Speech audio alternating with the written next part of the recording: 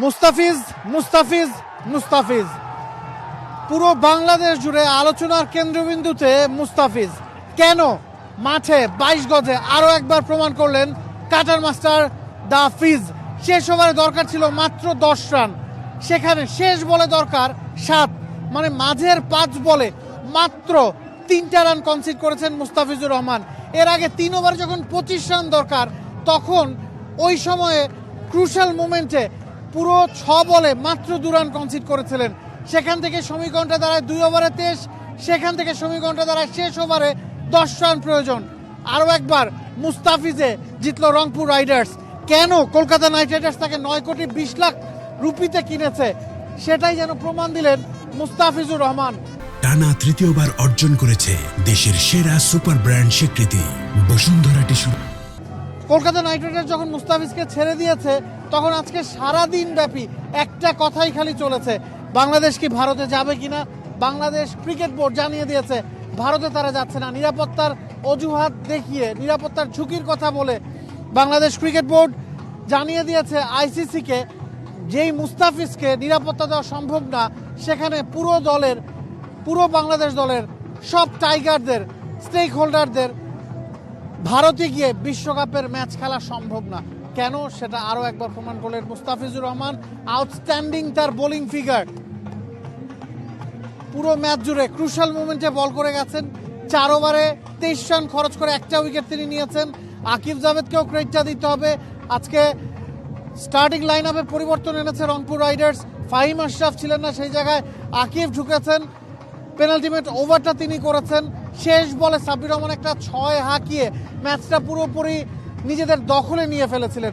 সেইখানেই, সেই সময় শেষ ওভারে মুস্তাফিজের বাজিমাত। অ্যাবসলিউটলি মুস্তাফিজুর রহমান প্রমাণ করেছেন কেন তিনি মুস্তাফিজুর রহমান, কেন তিনি এতটা ইম্পর্টেন্ট গ্লোবাল ক্রিকেটে। বিপিএল এর পর্দায় আরও একবার ডমিনেট করে বোলিং করেছেন। 4 ওভারে 23 রানে একটা উইকেট নিয়েছেন, সেটা মূল কথা নয়। মূল কথা হলো যেভাবে করে তিনি লড়েছেন। The Fizz, the king. নিশ্চয়ই KKR IPL এই মুহূর্তে আক্ষেপে পূর্বে।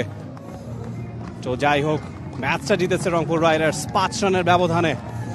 দলের যারা আছেন, টিম ম্যানেজমেন্টের সংশ্লিষ্ট, কনগ্রেচুলেট করছেন মুস্তাফিজকে। এই ধরনের পারফরমেন্স, এক্সট্রাঅর্ডিনারি পারফরমেন্স, সব মিলিয়ে শেষমেশ রংপুর রাইডার্স ম্যাচটা জিতেছে। একেবারে খাদের কিনারা হতে ফিরেছে তারা। চমৎকার ব্যাটিং করেছিলেন মাহমুদুল্লাহ রিয়াদ, হাফ সেঞ্চুরি করেছিলেন 41 বলে 51 রান। খুশদিল শাহ 21 বলে 38।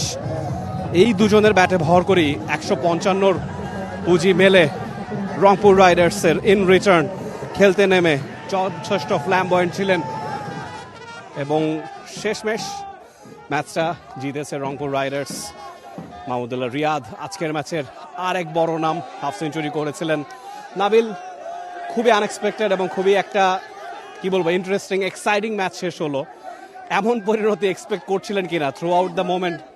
ম্যাচের কারণেই কিন্তু বলা হয় যে রংপুর টাইটেল অন্যতম ফেভারিট, শিরোপার সবচেয়ে বড় দাবিদার। যখন দুটা দলের মধ্যে পার্থক্য খুব কম থাকে, যখন আমরা বলছিলাম যে ফেভারিট তকমা আসলে এই ধরনের ম্যাচে খাটে না, যখন আপনি পাওয়ার প্লেতে 31 রান তুলতে 3টা উইকেট হারিয়ে ফেলবেন বা বোর্ডে খুব বড় রান জড়ো করতে পারবেন না, সেখানে গুরবাজ বা মামুনরা কিন্তু ভালো একটা স্টার্ট এনে দিয়েছেন। এরপরও রংপুর কেন শক্ত দল, রংপুর কেন শিরোপা প্রত্যাশী দল, যারা হারের মুখ থেকে আসলে ঘুরে দাঁড়াতে পারে, জয়টা ছিনিয়ে আনতে পারে, সেটা কিন্তু তারা মাঠে দেখিয়েছে। ঢাকাকেও ক্রেডিটটা দিতে হবে। তাদের ক্যাপ্টেন মিঠুন কিন্তু চমৎকার খেলেছেন, হাফ সেঞ্চুরি করেছেন। শেষ বেলায় সাব্বির রহমান যখন মাঠে নেমেছেন, পুরো মাঠ চ্যান্ট করছিল তার নাম ধরে। তো সেই জায়গায় অবশেষে জয়টা হয়েছে রংপুর রাইডার্সের। 5 রানের ভেরি ক্রুশাল উইন তাদের মিলেছে, পয়েন্ট টেবিলে উন্নতিটা হয়েছে এবং আরও বেশ কিছু ম্যাচ বাকি আছে। আগামীকালকেই আরও 2টো ম্যাচ নিশ্চয়ই দেখতে চোখ রাখবেন দেশের প্রথম একমাত্র স্পোর্টস চ্যানেল টি স্পোর্টসের পর্দায়। For more updates, subscribe to our YouTube channel and click on the bell icon. Follow us on Facebook and Instagram.